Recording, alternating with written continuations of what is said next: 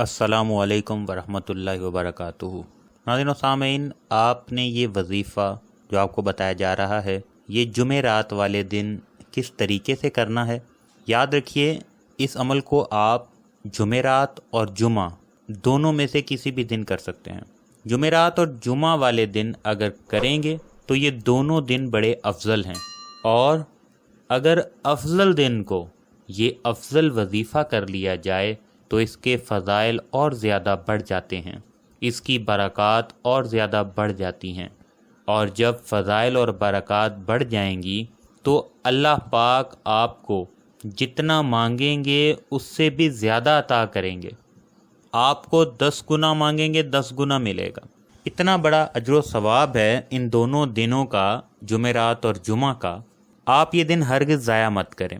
इन दिनों में अल्लाह ताला की रहमतें और बरकतें जो हैं उनका फ़ायदा उठाएं और उनसे माला माल हो जाएं। आपने अमल किस तरीके से करना है और किस वक्त करना है, आपने जुमेरात और जुमा वाले दिन किसी भी वक्त या किसी भी नमाज के बाद इस अमल को करना है। बेहतर ये है कि आप इस अमल को नमाज असर के बाद करें या फिर नमाज इशा के बाद करें, ये आपकी मर्ज़ी है। जब आपके पास वक्त हो आप इस अमल को कर सकते हैं। अगर आप नमाज असर या नमाज इशा के बाद इस अमल को नहीं कर सकते, फिर पूरा दिन आपके पास होगा, पूरा दिन किसी भी वक्त आप इस अमल को कर सकते हैं। लेकिन अगर नमाज असर और नमाज इशा के बाद करेंगे तो इसके बहुत ही फ़ज़ाइल व बरक़ात हैं। आपने करना ये है कि 11 मरतबा दुरूद इब्राहिमी पढ़ना है।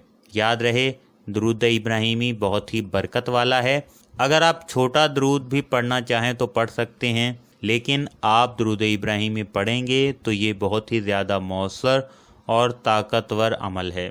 और दरमियान में आपने 300 मरतबा या वहाबू या फत्ताहू का विर्द करना है।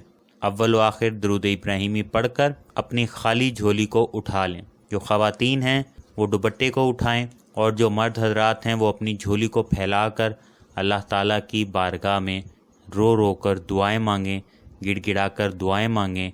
नाउमीदी बिल्कुल मत करें, मायूस बिल्कुल ना हो। अल्लाह ताला से औलाद के लिए दुआ मांगें कि अल्लाह पाक तमाम बे औलाद अफराद को और आपको औलाद की नेमत से नवाज दे।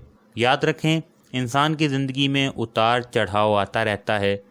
कभी गम का सामना करना पड़ता है तो कभी इसकी अच्छी सेहत होती है, कभी बीमारियां घेर लेती हैं, कभी रिस्क की मिकदार ज़्यादा हो जाती है और कभी कम हो जाती है, कभी पैसों की रेल पेल हो जाती है, और कभी ऐसा वक्त आता है कि खाने के लिए कुछ मयस्सर नहीं होता। लेकिन अल्लाह पाक का शुक्र अदा करें कि अल्लाह ताला ने आपको तमाम नेमतों से नवाजा है और औलाद से भी नवाज देगा। ये सारी चीज़ें ज़िंदगी का हिस्सा हैं और मरते दम तक ये चीज़ें चलती रहेंगी। लेकिन असल कमाल तो ये है कि इंसान हर हाल में अल्लाह का शुक्र अदा करे।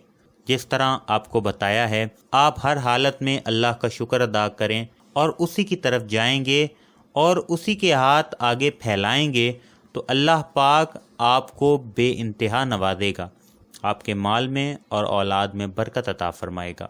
अल्लाह आपको जिस हाल में रखे, इस हाल में आप खुश रहें। इंशाअल्लाह ताला जो इंसान मांगता है अल्लाह पाक अता करता है।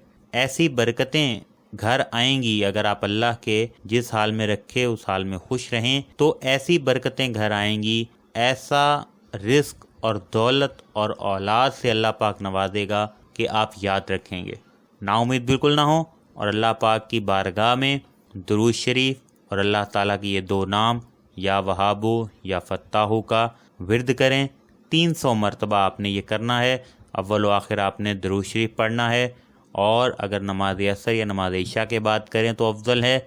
जुमेरात और जुमा के दिन ये अमल करें इंशाअल्लाह ताला। उसके बाद झोली उठाकर दुआ मांगें, अल्लाह पाक आपकी खाली झोलियों को भर देंगे। बहुत आजमूदा है, बहुत से लोगों ने किया और अल्लाह ताला ने उनकी झोलियां भर दी।